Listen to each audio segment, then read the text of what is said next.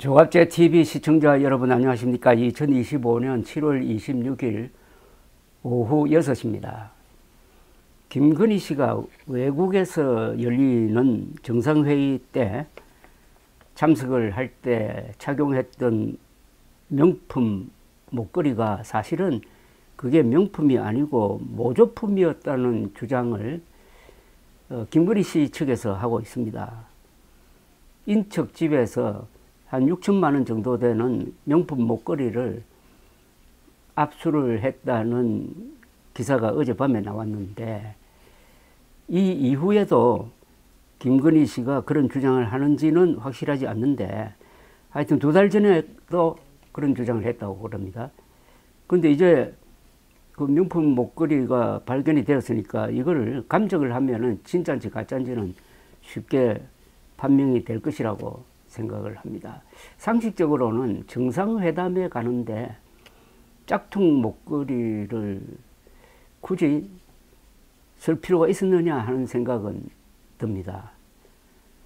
명품 목걸이를 사면은 모조품을 하나 같이 끼워줘 가지고 비싼 건 집에 두고 바깥으로 그 모조품을 착용하고 나간다는 뭐 그런 이야기도 있는데, 이 경우에는 대통령 전용기를 타고 가는데 목걸이를 뭐 소매치기 당할 염려는 없을 텐데 왜 짝퉁을 썼을까 하는 의문은 남습니다. 그 의문은 아마도 김건희 특검이 밝혀낼 것이라고 판단이 됩니다.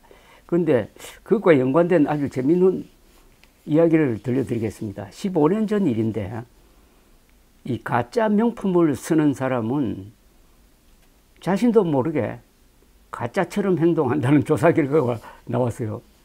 미국 노스캐롤라이나 대학교의 프란체스카 지노 교수가 2010년 정신과학이라는 학술 잡지에 실은 논문입니다. 지노 박사는 $300짜리 클로에 선글라스를 시장 조사용이라면서 여성 지원자들에게 나눠주었습니다. 조사팀은 한 그룹에는 이 선글라스가 진짜라고 이야기하고 다른 그룹에는 짝퉁이라고 이야기해주고 나눠준 겁니다. 그러니까 짝퉁 쓴 사람은 이게 짝퉁이라고 알고 이 조사에 응했다는 겁니다. 어떤 조사를 했느냐 하면은, 조사팀은 이들에게 이 수학적으로 좀 복잡한 그런 문제를 내어주면서 이게 선글라스의 질을 평가하는 설문이라고 좀 장황하게 설명해 주고는 문제를 잘 풀면은 $10를 주겠다고 했답니다. 조사팀은 여성 지원자들이 문제를 풀고 채점도 스스로 한 뒤 문제지를 자유롭게 제출하라고 했지만은 그 문제 답안지의 주인공이 누구인지 알 수 있도록 비밀 표시를 해두었다고 그럽니다. 그래서 나중에 집계를 했습니다. 그런데 집계를 하니까 아주 흥미로운 결과가 나왔다고 합니다. 쓰고 있는 선글라스가 진짜라는 말을 들은 그룹에서는 30%가 거짓 채점을 했는데, 그러니까 30%가 컨닝을 하든지 해가지고 제대로 답안지를 쓰지 않았다는 겁니다. 30%. 그런데 선글라스가 가짜라고 들은 그룹에서는 70%가 거짓 채점을 했다는 겁니다. 그러니까 선글라스가 가짜라고 아는, 자기가 쓰고 있는 선글라스가 가짜라고 아는 그룹에서 거짓말이 더 많이 나왔다는 겁니다. 한 2배 정도. 이들에게 또 2번째 실험을 하였다고 합니다. 컴퓨터 스크린에 찍힌 점을 계산하는 게임이었는데, 이 경우에도 짝퉁 선글라스를 끼고 있다고 믿은 그룹은 그렇지 않은 그룹보다 거짓 보고를 더 많이 하였답니다. 그런데 여기 참 비밀이 하나 있어요. 이 조사하는 사람이 사실은 다 진짜 선글라스인데 일부러 테스트를 하기 위해서 이거는 가짜다, 이거는 진짜다, 이렇게 이야기를 했다는 겁니다. 그러니까 다 진짜예요. 그런데 조사하는 사람이 조사하는 그 대상을 2 그룹으로 나누기 위해서 한 그룹은 이게 가짜다, 이건 진짜다라고 이야기하면서 나눠져 가지고 서로 대비시키는 조사를 했다는 겁니다. 이들에게 두 번째 실험을 한 거는 컴퓨터 스크린에 찍힌 점을 계산하는 게임이었는데, 이 경우에도 짝퉁 선글라스를 끼고 있다고 믿은, 사실은 진짜를 끼고 있습니다, 믿은 그룹이 그렇지 않는 그룹보다 거짓 보고를 더 많이 했다는 겁니다.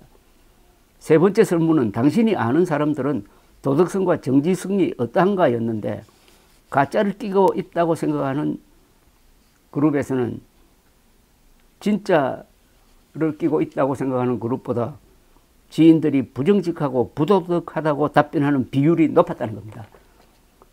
즉 가짜를 쓰고 있다고 생각하는 사람은 사람을 보는 시각이 더 부정적이라는 이야기죠. 네 번째 조사는 소외감에 대한 것이었는데, 가짜를 끼고 있다고 믿는 이들이 진짜를 끼고 있다고 믿는 그룹보다 더 나는 소외되었다고 느끼는 것으로 나타났습니다. 그 원인은 참 분석하기가 참 어렵습니다.